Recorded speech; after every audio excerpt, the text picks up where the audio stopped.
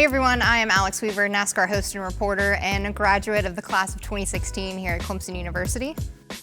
And I'm Kelly Gramlich. I graduated from Clemson in 2014, and I am a college basketball analyst for ESPN and ACC Network.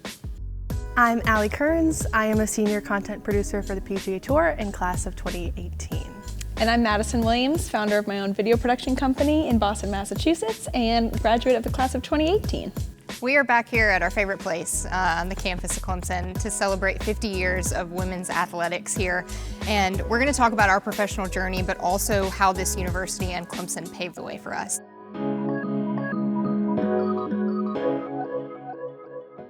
I was covering ACC for the most part, and NASCAR actually reached out and they were like, hey, we have this job, would you be interested? And I just remember looking at the email like, no. I don't know. I am not your girl. Like, I am stick and ball. I don't know left turns and cars going fast. And I actually responded back to them and said, like, I am so appreciative of this, but I grew up as a football girl. I don't think I'm your girl. And they emailed back and they were like, actually, this is kind of why we're interested. Just come in for an interview and see what you think. So I went and interviewed. My grandfather was also a diehard NASCAR fan. So there was something in me when I walked in the room. I was like, oh, this is it. It was kind of similar to how my Clemson experience was. When you just walked in, you knew that this was home and where you were supposed to be. So starting the 8th season now, which is crazy. So I guess it was meant to be. What about you, PGA? That's so cool. Similar stories too, honestly. Once graduation time came, I was, considering some sports jobs, considering some music video production jobs, and I saw that the PGA Tour was hiring, and I always loved golf. I took lessons when I was growing up. My dad loved golf, got me into it. And I thought that would be really cool because you'd be traveling to some of the most beautiful golf courses in the world, versus, stadiums, to each their own. But ended up applying. But it's funny because I really didn't know that much about golf. Mm-hmm. And I thought that kind of might be a downside for when I was interviewing. I knew like what a birdie was, but I really didn't know much. And the position I was applying for was social media producer. So I'd be traveling, capturing content, but also posting as the PGA Tour. Yeah. And so I was nervous because I was like, well, I don't really feel like super qualified. And it ended up being a positive. And they were like, no, we like that you have a different perspective. Mm-hmm. You're different from the normal golf fan. You'd have, a different perspective, especially being a woman as well. Just, standard golf fan, you don't think of that. So what I thought was going to be, a detriment interviewing ended up being a positive, and they're like, that's kind of why we want you. So similar stories there. How much in that interview, though? I remember mine, they brought up Clemson a lot to me, and like what the athletics were doing here, and Clemson football in particular. It was a touching point in my interview several times. It's funny. I had applied for the job with the tour, and about a couple weeks later, my boss at Clemson at the time was like, hey, the PGA Tour reached out to me looking for some, they're looking to hire, a new social producer. I feel like this would be good for you. And I was like, oh, I already applied for that. But the tour had reached out to Clemson because they wanted someone from Clemson because they saw the great work that, Clemson football, Clemson athletics was doing, and they wanted a part of it. So I literally would not have my job if it were not for Clemson. Yeah, that goes back to what Kelly was saying about had it not been for the experiences here, you don't know if you'd be on a remotely similar path. Mm-hmm. I wanted to circle back to one thing Alex said. She was talking about saying no right away, like, I'm not your girl. Yeah. And then Ali even too, maybe at first being like, is golf where I want to go? But I wanted to ask you guys, because I think it's important, is like, we've been told a lot, I think, as women in sports, to say yes to as much as you can to be able to get to the next step. But I also think there's a balance with being able to say no.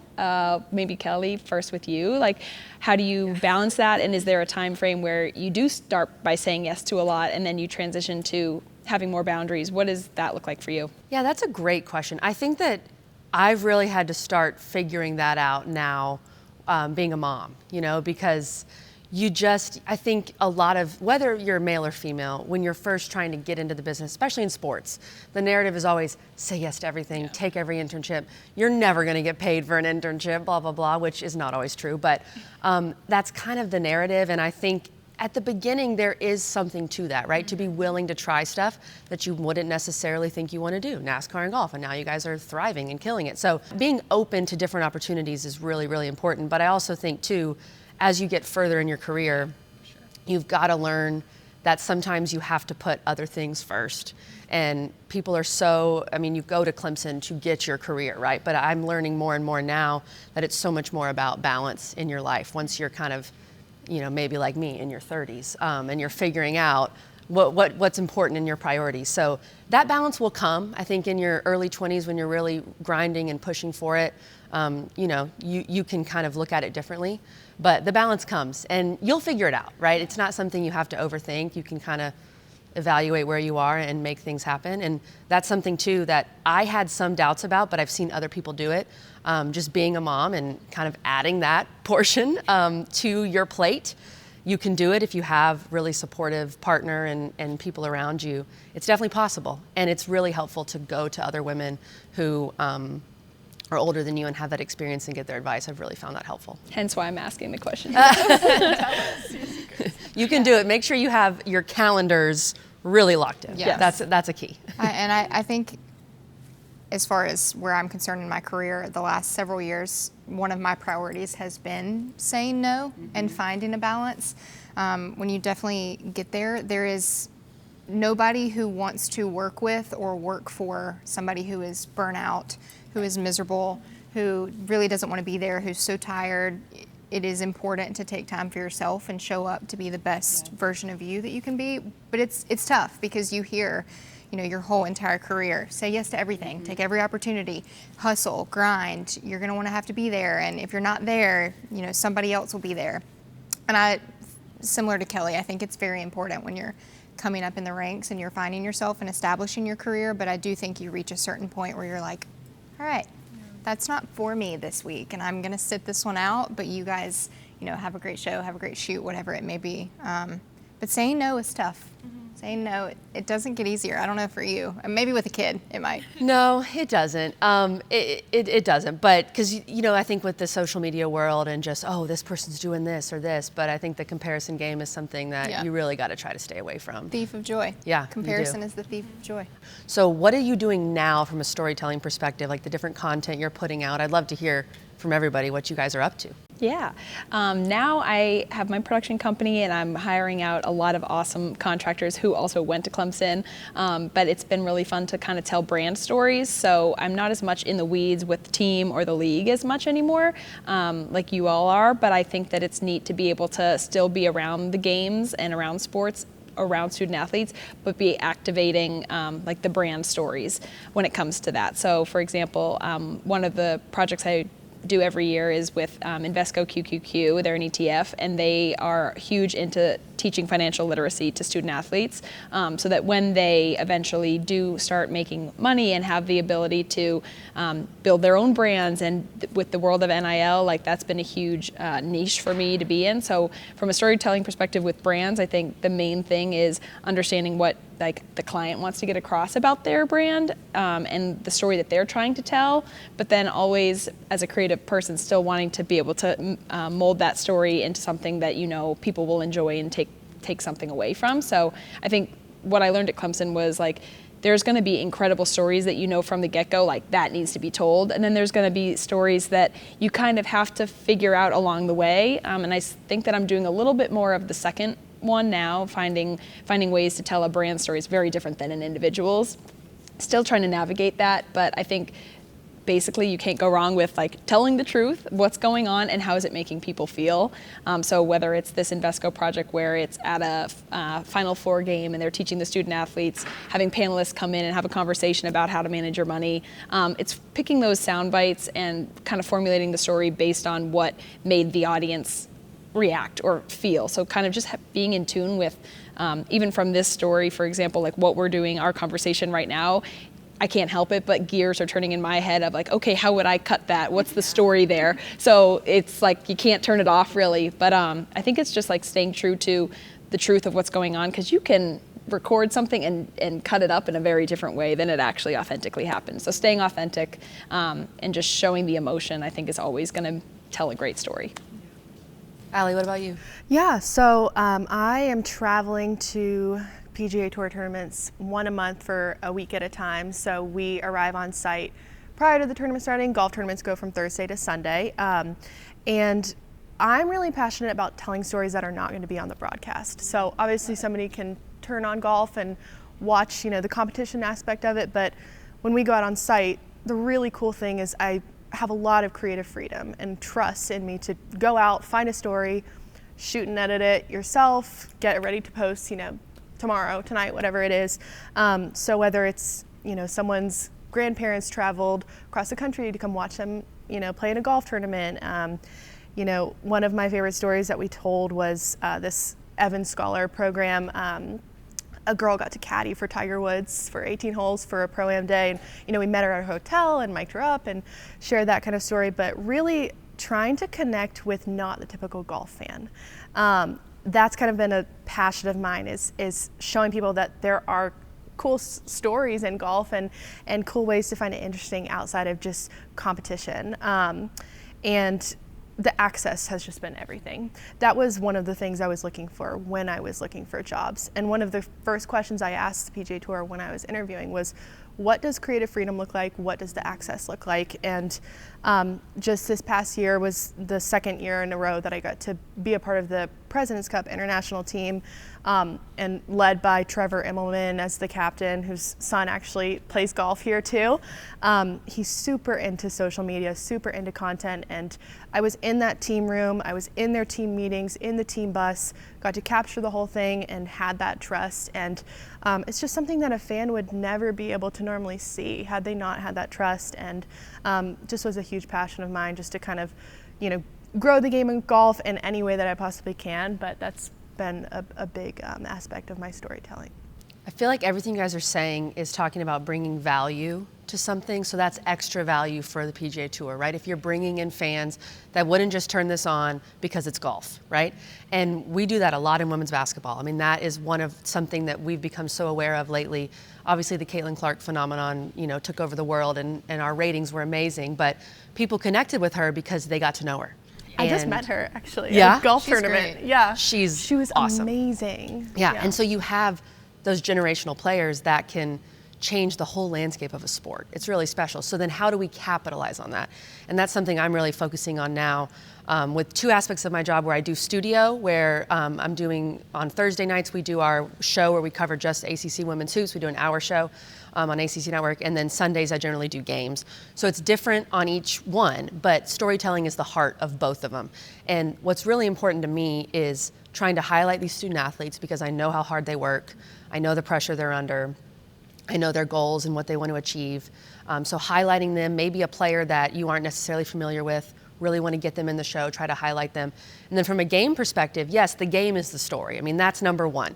The game is always the story, but you can get other stories in there to maybe bring in that casual viewer. That's something that I'm always thinking about, because we saw that with someone like her, where the casual viewer is someone who said, I've never watched that before, and then you've got 22 million people watching the national championship. So it's a really fun time to be a part of it, and just trying to do that in the ACC, on ACC Network. But that's been just awesome to be a part of this movement.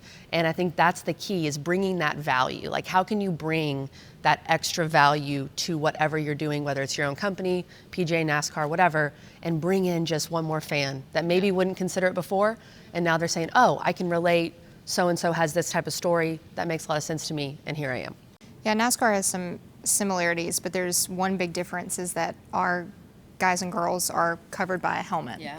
So it's tricky for us to have these characters that we're expecting folks to buy into, and all you're really rooting for is a guy with a helmet inside of a race car. So to tell the stories of the humanize them, bring them down to earth. It's also challenging with us of, basketball, golf, other sports, football, whatever. You can have fans that can go out in the backyard and can play it. You can't have somebody, I don't recommend it, drive 200 miles an hour on a high bank with 40 other cars around you. So the storytelling for us is key of, how can we make this person a person? How is this guy also going to war and going on the battlefield every Sunday afternoon, but how do we make him a dad, a brother, a son, bringing in those creative stories. So we really try and find the drivers' personalities. Sometimes I came from football, and man, it was a difference of personalities from like the football who love the camera and will do the music videos to the NASCAR drivers who are like, oh no, I just want to drive on Sunday. Yeah. It's a big, Same thing. yeah, it's similar to the PGA. I feel like Yeah. there's this, I don't want to call it media training, but there's this expectation of sponsorships and to be buttoned up, and you can't act this certain way. So it's about building the connection and the trust and networking with your athletes to really tell those stories. And it was really fascinating for me too in NASCAR. You see the drivers and you think that that's it, but it's such a huge team sport. There are men and women that are going over the wall. There are men and women that work in engineering. The pit crew obviously is, 10 plus people that work on the team and work on the cars every single weekend. So telling those stories allowed us to kind of add a little bit more flavor to one driver that folks see every Sunday. You talk about building trust, and I think a question I get a lot, and I'm sure all of you do being around athletes, is how do you get access to that athlete or that celebrity or that big name? And I think that when we talked about like trying to humanize these athletes and student athletes, having that connection and talking to people like a human being was a huge thing that Clemson gave me the opportunity to learn early on. These are our peers that we were going to class with that we're also just making our home videos of, Right. And it gave us such a leg up, I think, in dealing with these higher profile athletes now, because they're just people. They're really accomplished, amazingly talented people, but they're just people at the end of the day. And I think for any women looking to get into sports, I think keeping that like the forefront of every day, treating everybody the same, no matter whether it's the person that is top of the leaderboard, or it's just somebody who's parking the cars that day, or whatever it is. Everybody that you come across in sports should be treated equal. And I think that has given me a better opportunity when meeting clients or working with people that are a little higher profile, for them to have that trust back, because you're just talking to them like another human being. Well, we know too that we're in very male-dominated worlds, right, in the world of sports. And the way I always viewed it when I was doing more radio, which was less women's basketball focused, obviously, was that your voice is unique. You're different, for better or worse, but let's choose to view it as a for better. And I'm not trying to downplay some of the things that definitely we've gone through, or our predecessors. But for you two, Ali and Alex, dealing in NASCAR and golf, like male-dominated worlds, what's your advice that you'd give, and how do you guys deal with that? Yeah, it was definitely, there have been a lot of women in NASCAR that have paved the way for me, luckily. So I didn't come into NASCAR, being one of one or one of few. There were, you look back at, the 75 years of the sport, and there were women that weren't allowed in the garage at the start of the sport. It was a male-dominated industry, period. Like, there were no females. And that has drastically changed over the years. There are females that touch every single aspect of the sport now, including driving. So that's been really fun to watch, and it's grown since I've been at NASCAR tremendously, which has been really fun and entertaining and also empowering for me to see. But yeah, the challenge of navigating a male space, I will say there is some pros, and I'm going to talk on the pros more so just because I've had a lot of males and females that have helped me navigate this space, which is very different for folks that don't work in sports. But you bring a unique mindset to it, and it's not just because you're a female. You just bring something that's different than a male's perspective. And I think when you're walking into a room of primarily male athletes, it's a different change of pace to have a female asking them questions and telling their stories, and almost kind of brings them more into the emotional side without even getting, in touch with their feelings or the sensitive side. You just kind of bring this female nurturing aura into the room, which has been really nice for me to see. But definitely there are a lot of women in NASCAR that thank goodness you came before me, because I don't know how sometimes they did it, but it's been interesting to see the growth of female in our sport. Just shout out to the women that have come before us to really make it allow us to be in this position and help people get more used to seeing women. I was just going to say I'm super encouraged that this video is even happening and that this piece is being made, because it just shows how much Clemson values the women in sports, just women in general. I think our experience was similar. We both started working in athletics, and we weren't just put on the women's teams because you're a woman, you go work with the female sports. We also were given opportunities to work with the male teams, and I think that having a mix of both, like, I definitely felt more comfortable when I started working with volleyball. I felt like I was in a room where I was safe, and I knew how to converse with my peers that were women that were going to Clemson too, and I felt like that was a really good entryway. But then real quick after that, it was like, all right, you're going to go shoot a basketball game, you're going to go with men's soccer to Wake Forest for a playoff game, and it just kind of became the norm, and you didn't really give me time to think about it. I was at a work dinner last week at a shoot, and there was 18 men and me, and I didn't even realize it until we were leaving. And I think that says a lot. It's just like the more we are constantly in these spaces, it gives you a little bit, it gets easier, you just get more used to it, and then for me to not notice it till afterward, I think is a good thing, versus walking into it and being immediately overwhelmed, like, oh, it's 18 men and me, what am I going to talk about? Like, it was something I noted as I was leaving, and I think, like you said earlier, just being so encouraged by the people that have come before us and the women that aren't here right now, that are out there in their season and working, that we have so many more women that are doing amazing things that we wish were all here too. So there's just like a good community in that. I think Clemson gave us that community. The Clemson network and women in sports is so strong and much larger than what we have right here, that I think sharing those stories kind of sets us up for success for future projects we might have, or things that we come across, because they're going to happen. Do you guys ever get imposter syndrome to where you're like, I'm the only female here, I'm one of the youngest in the room? You know, how do you deal with that internally? I think, you know, we could discuss that and kind of share some advice that we have for women that are trying to get into this field. Maybe if you want to touch on that, Alex. I definitely have imposter syndrome. I definitely had it. I always tell folks my first couple of months on the job, NASCAR loves to abbreviate things. So everything is like Joe Gibbs Racing turns into JGR, Stuart Haas Racing turned into SHR. Like everything in a meeting is an abbreviation. And I remember I walked into my first couple of meetings and it was just all these like acronyms for things. And I'm like, please stop talking in code. Like you're doing this on purpose, I swear, because I don't understand what you're saying. So the imposter syndrome was legit for the first couple of years, but I think now, you know, as the thing that struck me with NASCAR, and I feel like Clemson paved my way for this, is Clemson, and especially Clemson Athletics and Clemson Video. It was a family. You could feel the family environment. It was similar to that with me for NASCAR. NASCAR looks like a major sport, but we all know each other. We're all family. We all look out for each other.